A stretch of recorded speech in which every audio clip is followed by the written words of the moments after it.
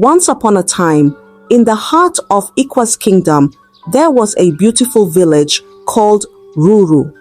The village was surrounded by tall green trees and colorful flowers. The people in Ruru were very happy because they had plenty of food to eat. The fields were always full of corn, yams, and fruits. In Ruru lived a powerful and feared man named Chief Zulu. He was the head of the village chiefs. Chief Zulu was very strong and tall. His voice was loud, and when he spoke, everyone listened. He had 2 big farms filled with corn, yams, and other crops. These farms were the biggest in the village. Chief Zulu had a son named Ejiro. Ejiro was kind and gentle, very different from his father. Chief Zulu also had 7 beautiful daughters. Their names were Ada, Amara, Chika, Neka, Ifeoma, Ngozi, and Uju. Chief Zulu loved his daughters very much and took care of them in a way that many people thought was strange. Chief Zulu was very strict.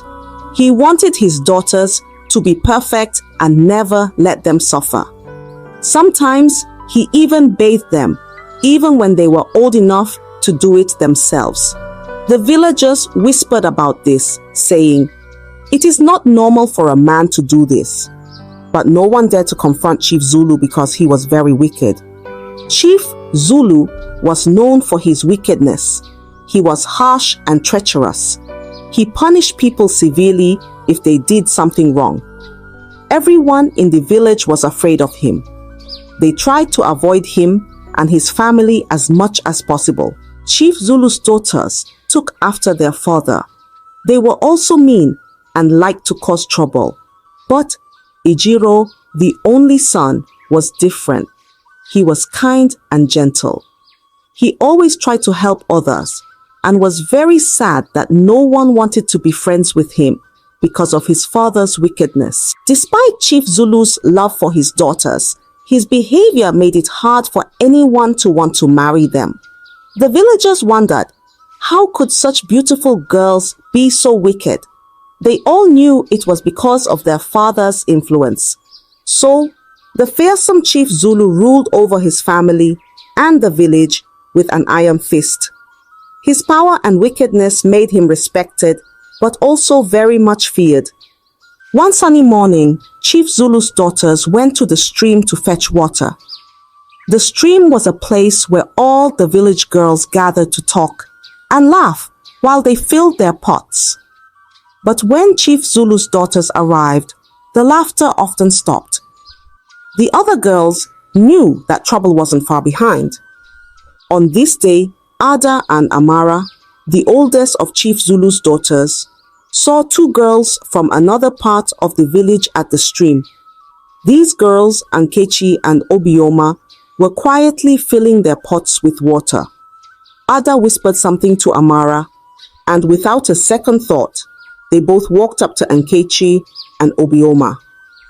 With a quick push, Ada knocked Obioma's pot off her head. The pot fell to the ground and shattered into pieces, spilling water all over the grass. Obioma stood shocked, her eyes wide with disbelief. "Why did you do that?" she cried out. Amara laughed loudly and pointed at Obioma.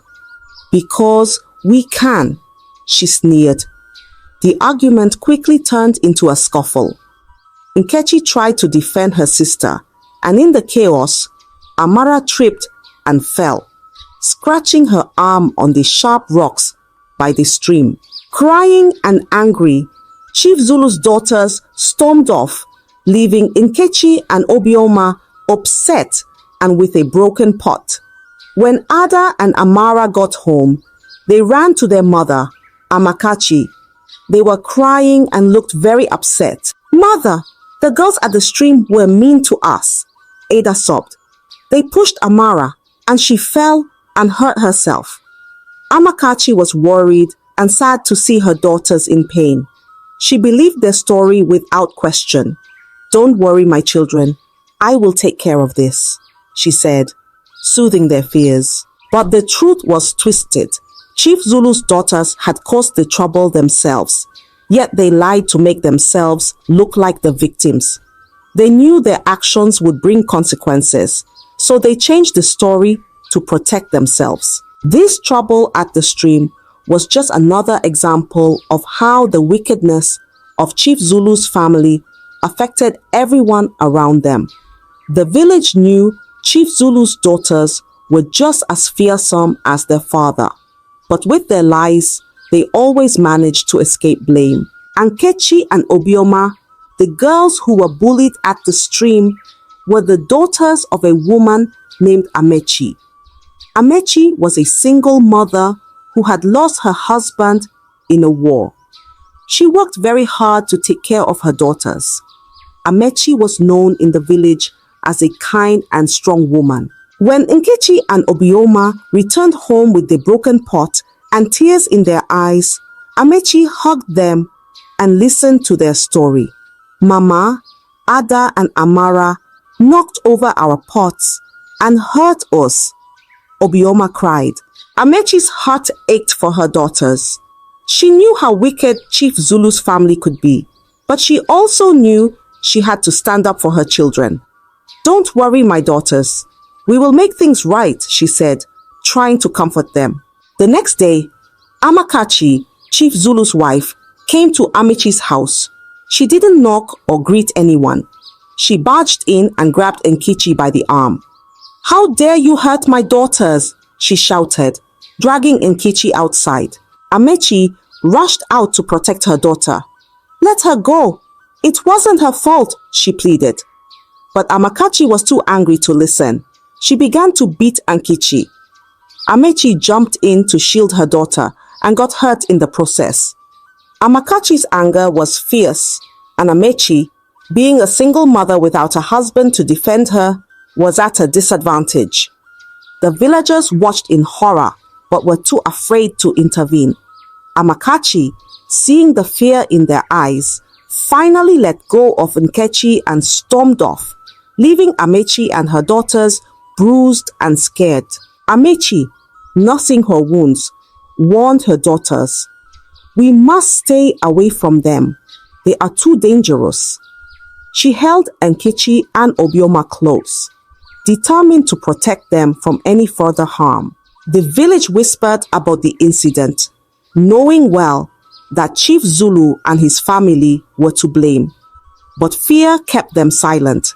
They pitied Amechi and her daughters, but felt powerless against Chief Zulu's wrath. In the quiet of their home, Amechi's family tried to find solace and strength, knowing they had to be brave in a village where wickedness often went unchallenged. When Chief Zulu found out that his wife, Amakachi, had been involved in a fight with Amechi's daughters, he was furious. His eyes burned with anger as he stormed out of his house. He was determined to show the village what happens when someone crosses his family. Chief Zulu marched straight to Amechi's house. He didn't knock. He burst through the door, making everyone inside jump with fear. Without a word, he grabbed Amechi and her daughters, dragging them outside. The villagers watched in silence, too scared to intervene. "How dare you lay a hand on my family?" Chief Zulu roared. He tied Amechi and her daughters to a tree in front of their house. Amechi's heart pounded with fear, but she tried to stay strong for her girls. "Please, Chief Zulu, have mercy," Amechi begged, tears streaming down her face. But Chief Zulu's heart was cold. He picked up a whip and began to flog Amechi and her daughters. The sound of the whip cracking and their cries of pain echoed through the village. Chief Zulu's daughters watched from a distance, feeling a twisted sense of satisfaction. They were glad their father was punishing those who dared to stand up to them. After what seemed like an eternity, Chief Zulu stopped flogging Nkechi and Obioma, but he continued to beat Amechi. Her strength waned, and she became nearly unconscious. Only then did Chief Zulu stop, shoving her to the ground. "Let this be a lesson to anyone who thinks they can defy me," Chief Zulu said. his voice dripping with menace. He turned and walked away, leaving Amechi and her daughters in pain and despair. The next day, the village woke to the tragic news that Amechi had died. The whispers grew louder, and the villagers were filled with a mix of sorrow and fear. They knew Chief Zulu was responsible, but they were too afraid to do anything about it. Ejiro, Chief Zulu's kind-hearted son, felt deep sorrow for Amechi and her daughters. He went to their house to offer his condolences. Although Ankechi and Obioma were angry at first, they saw the sincerity in Ejiro's eyes and accepted his sympathy. Amechi's death cast a dark shadow over the village. The people mourned her loss, but they also feared Chief Zulu's wrath even more. They knew that standing up to him could lead to dire consequences, just as it had for Amechi and her daughters. Ejiro, the gentle and kind-hearted son of Chief Zulu, felt deep sorrow for what had happened to Amechi and her daughters. He knew that his father's actions were wrong, and it troubled his heart. Ejiro couldn't just stand by and do nothing. Another afternoon, Ejiro decided to visit Amechi's daughters, Nkechi and Obioma. He walked slowly to their house, his head hanging low with sadness. When he arrived, he found the girls sitting outside, looking sad and lost. "Hello, Nkechi." "Hello, Obioma." Ejiro greeted them softly. The girls looked up and saw him standing there. They remembered that he was the son of the man who had caused them so much pain. "What do you want?" Nkechi asked sharply, her eyes filled with anger and tears. Ejiro took a deep breath and said, "I came to offer my condolences. I am truly sorry for what my father did. I know it cannot bring back your mother, but I want you to know that I care." Obioma glared at him. "Your father is a wicked man. How can we believe anything you say?" Ejiro knelt down in front of them, his eyes sincere and full of sorrow. "I understand your anger. If I could change what happened, I would. I am not like my father. I want to help you if I can." Nkechi and Obioma were silent for a moment. They looked at each other, then back at Ejiro. They could see the honesty in his eyes. He wasn't there to harm them. He genuinely wanted to help. "We don't know what to do now," Nkechi said quietly. "Without our mother, everything seems so hard." Ejiro nodded. "I can only imagine how difficult this must be. But please know that you are not alone. I will help you in any way I can." Slowly, the anger in Nkechi and Obioma's hearts began to soften. They saw that Ejiro was different from his father. He was kind and caring, and he truly wanted to make amends. "Thank you, Ejiro," Obioma said, her voice trembling. "We appreciate your kindness." Ejiro stayed with them for a while, offering words of comfort and support. As he left, Nkechi and Obioma felt a small glimmer of hope. They knew that, despite the wickedness of Chief Zulu, there was still goodness in the world, and it was found in Ejiro's kind heart. After the incident with Amechi, Chief Zulu became even more cruel and harsh. His anger and wickedness grew stronger. He treated the workers on his farms like slaves. They worked from dawn till dusk without rest. Chief Zulu would shout at them, call them names, and sometimes even beat them if they didn't work fast enough. The workers were exhausted and hungry. When it was time to get paid, Chief Zulu would make them wait for hours. Sometimes he wouldn't pay them at all, sending them home with empty hands and broken spirits. The villagers pitied the workers, but were too afraid of Chief Zulu to speak up. Despite their beauty, no one wanted to marry Chief Zulu's daughters. The villagers knew how mean and troublesome they were. Whenever a young man gathered the courage to ask for one of the daughters' hand in marriage, Chief Zulu would chase him away. One day, the son of the richest man in the village, a brave young man named Chidi, came to Chief Zulu's house. He wanted to marry Ada, the eldest daughter, because he thought she was the most beautiful girl in the village. He brought gifts and spoke respectfully to Chief Zulu. "Sir, I would like to marry your daughter, Ada," Chidi said, bowing his head politely. Chief Zulu's eyes flashed with anger. "How dare you come here and ask for my daughter's hand?" he shouted. "Leave now, or you will regret it." Chidi tried to explain his feelings, but Chief Zulu called his workers and ordered them to flog Chidi. They beat him until he could barely stand, and then they threw him out of the compound. The news of Chidi's beating spread quickly through the village. Everyone was shocked and scared. No one dared to approach Chief Zulu's daughters again. The villagers whispered among themselves, "How could anyone marry such wicked girls with a father like that?" Chief Zulu's cruelty affected everyone around him. His daughters remained unmarried and bitter, knowing that their father's actions had turned everyone against them. The workers on his farms grew weaker and more miserable each day, but they had no choice but to endure the harsh treatment. Ejiro, the kind-hearted son, watched all of this with a heavy heart. He wanted to help, but his father's power and cruelty made it difficult. He knew he had to find a way to escape the darkness that surrounded his family.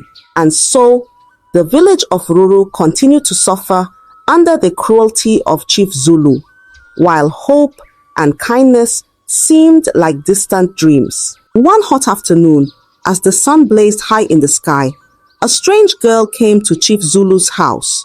She wore a simple dress and carried a small bundle. Her eyes were bright and her smile was warm. She knocked on the door several times, but no one answered. The house was quiet, and it seemed like no one cared to check who was there.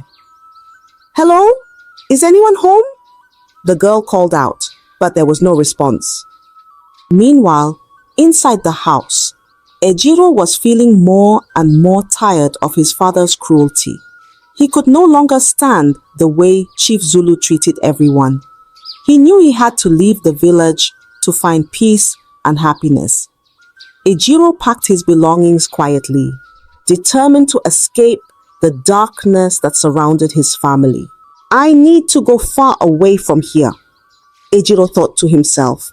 "I need to find a place where kindness and goodness are valued." That night, Ejiro approached his father. "Father, I have decided to leave the village," he said, trying to keep his voice steady. "Please give me your blessing."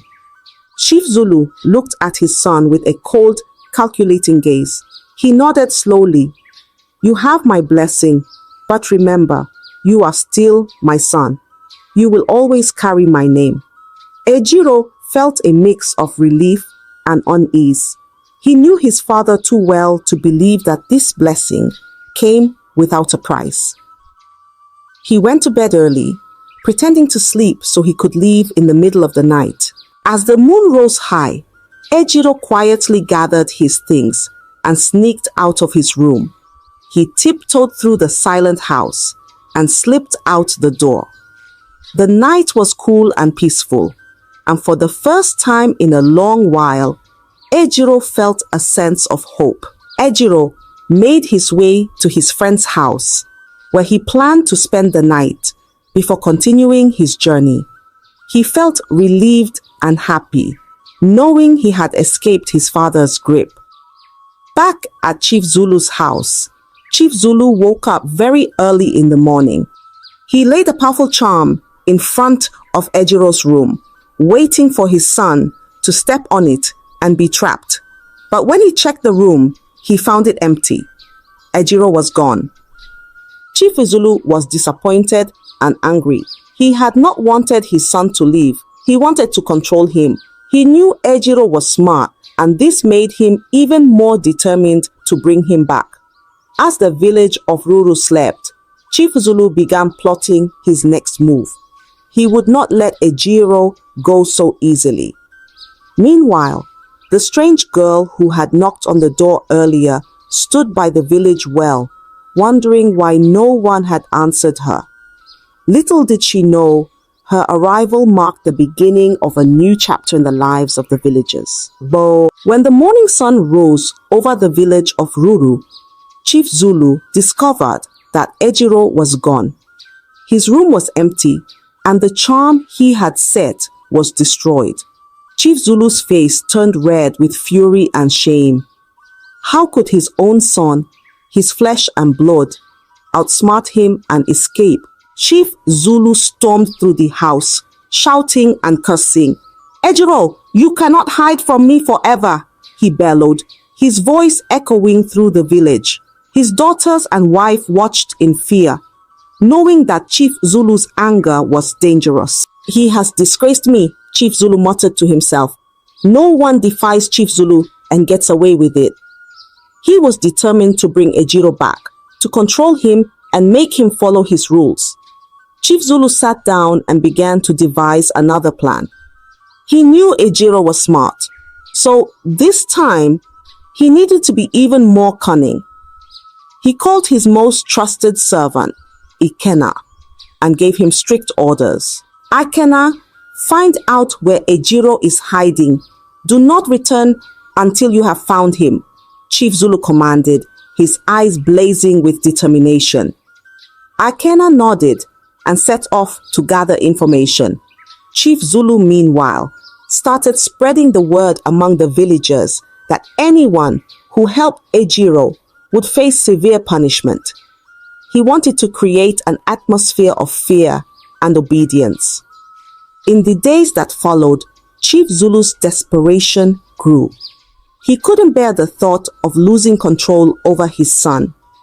He visited the local herbalist, hoping to find a powerful charm that would bring Ejiro back. The herbalist, sensing Chief Zulu's desperation, offered him a solution.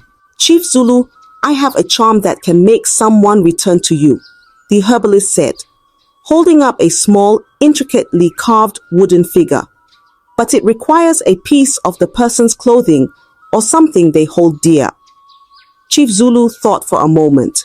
He remembered that Ejiro had left behind an old necklace, a keepsake from his childhood. He hurried back home, found the necklace, and returned to the herbalist. "Use this," Chief Zulu said, handing over the necklace. "Make sure it works."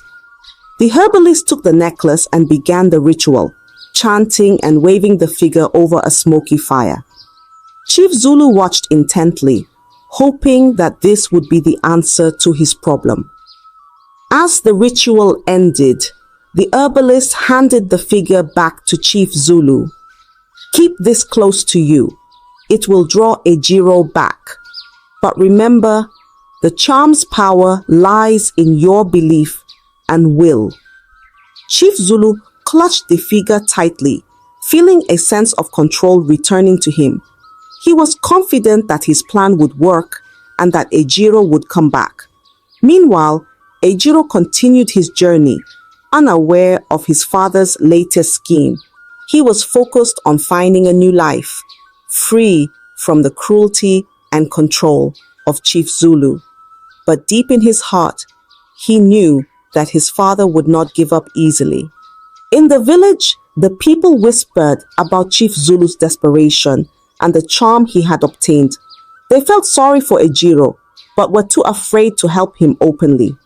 They hoped that Ejiro would find a way to escape his father's grasp and live a life filled with kindness and peace. As Chief Zulu waited for the charm to take effect, his desperation grew. He knew that his hold on Ejiro was slipping, and he was determined to do whatever it took to bring his son back under his control. But the more he tried to tighten his grip, the more he felt the sands of control slipping through his fingers. Not long after Ejiro's escape, Amakachi, Chief Zulu's wife, fell gravely ill. Her strength faded, and she could no longer walk or do her daily chores. She lay in bed, weak and in pain. Her daughters, who had inherited their father's cruelty, showed little care for their mother. Mother, why are you so weak? Ada sneered one day. You're making the whole house smell bad. Amakachi's heart broke at her daughter's harsh words. She cried out in pain and despair, but her daughters ignored her, treating her like a burden. Chief Zulu, seeing his wife's condition worsen, decided to take her to the village herbalist, hoping for a cure. He carried Amakachi to the herbalist's hut, where the old man took one look at her and shook his head. She is beyond my help, the herbalist said solemnly. Her illness is too advanced. You must take her back home. Chief Zulu was furious. He had hoped the herbalist could heal Amakachi so she could continue to support him. Instead, he found himself with a sick wife and uncaring daughters. Frustrated and desperate, Chief Zulu took Amakachi back home. One evening, as Amakachi lay moaning in pain, Chief Zulu called his daughters together. We need to end this suffering, he said coldly. She is of no use to us like this. We will give her a poison plant and end her pain once and for all. The daughters looked at each other, and the eldest Ada nodded in agreement. Yes, father, it is the only way. She looks like she will die soon anyway. The other daughters agreed, and they set to work. Ada went to pluck the poison plant while Chief Zulu prepared the other ingredients. As they cooked the deadly mixture, Chief Zulu felt a strange sensation, as if someone was watching him. He asked his daughters if they had told anyone about their plan. No, father, they all replied. We haven't told a soul. As the sun began to set, casting long shadows over the village of Ruru, Chief Zulu and his daughters continued to prepare the deadly poison for Amakachi. The pot bubbled and hissed, filling the air with a noxious smell. Chief Zulu's heart was cold as he stirred the mixture, believing this was the only way to end his wife's suffering. Suddenly, a piercing scream shattered the evening quiet. It was Amakachi. She stood up from her sickbed, her eyes wide with terror. Chief Zulu and his daughters froze in shock. What is happening? Chief Zulu demanded. But before anyone could respond, a chilling presence filled the room. Amechi's spirit appeared, her form shimmering with an otherworldly glow, and in her hand was a long whip. You will pay for your wickedness, Chief Zulu, Amechi's spirit declared, her voice echoing with power. With a swift motion, Amechi's spirit lashed out with the whip, striking Chief Zulu. He screamed in pain and fell to his knees. His daughters watched in horror, unable to see Amechi's spirit, but seeing their father writhing on the floor. Amakachi, now filled with strength and determination after being possessed by Amechi's spirit, grabbed Chief Zulu by the arm. You will face justice for your deeds, she said, her voice trembling but resolute. With Amechi's spirit guiding her, Amakachi dragged Chief Zulu out of the house and towards the village square. Chief Zulu screamed and begged for mercy, but Amakachi's grip was firm. Villagers began to gather, drawn by the commotion. They whispered among themselves, wondering what was happening. As they reached the village square, Amechi's spirit commanded Amakachi to stop. Confess your sins, Chief Zulu, Amechi's spirit demanded. Chief Zulu, shaking with fear and pain, looked around at the gathered villagers. He knew there was no escape. With a broken voice, he began to confess. I am the one who caused Amechi's death, he said, his voice cracking. I beat her and poisoned her because she knew the truth about my daughters. The villagers gasped in shock. Chief Zulu continued, I tried to kill my son, Ejiro, because he wanted to leave the village. I even set a charm to stop him, but he escaped. Tears streamed down Amakachi's face as Chief Zulu revealed the darkest secret of all. I plan to marry my own daughters, he said, his voice filled with shame. I added love potions to their meals to make them love me and hate their mother. I wanted to punish Amakachi because I found out long ago that the girls were not mine. The villagers were stunned. They turned to Amakachi for confirmation. Is this true? They asked. Amakachi nodded, tears still flowing. After the birth of Ejiro, Chief Zulu could not get me pregnant again. I went to a young herbalist for help, but he took advantage of me. The first daughter was born, and then the second after another encounter. I kept the secret to avoid shame. The king, who had joined the crowd, stepped forward. Chief Zulu, your actions are beyond forgiveness. You and your wife are banished from this village. At that moment, Ejiro arrived, his heart heavy with sorrow. Standing tall and brave, he stepped forward. His heart ached for his sisters, despite their past actions. He knew they were also victims of their father's cruelty. Gathering his courage, he approached the king. Your Majesty, Ejiro began, his voice steady but full of emotion.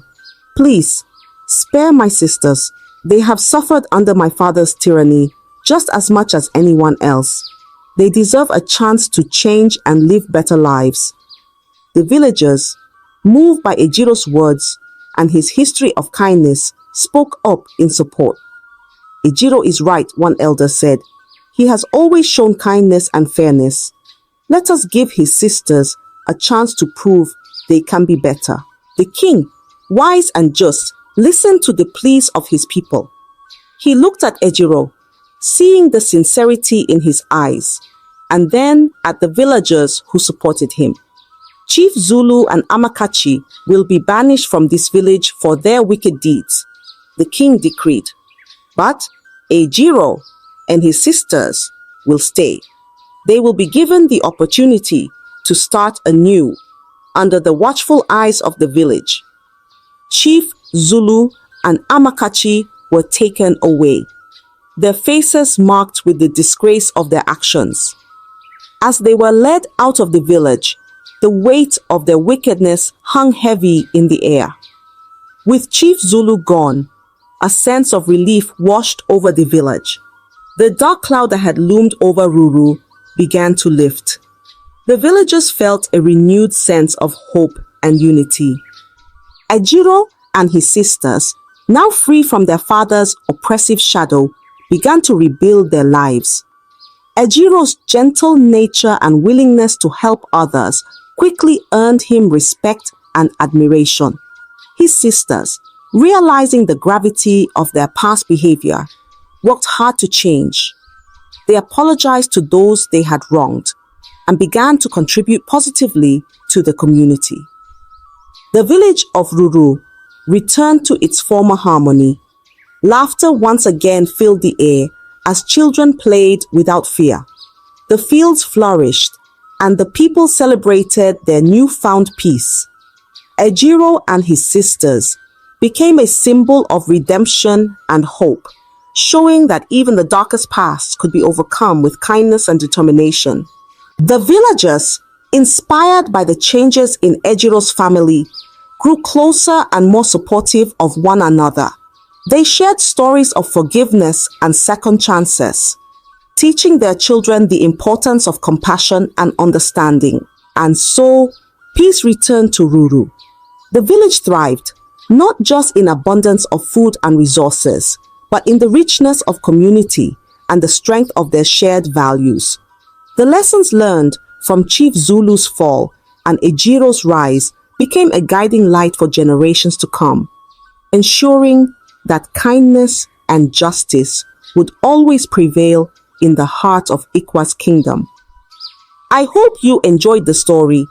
If so, please like the video, comment what you learned from the tale, and don't forget to subscribe to the channel for more enchanting tales just like this one. Thank you.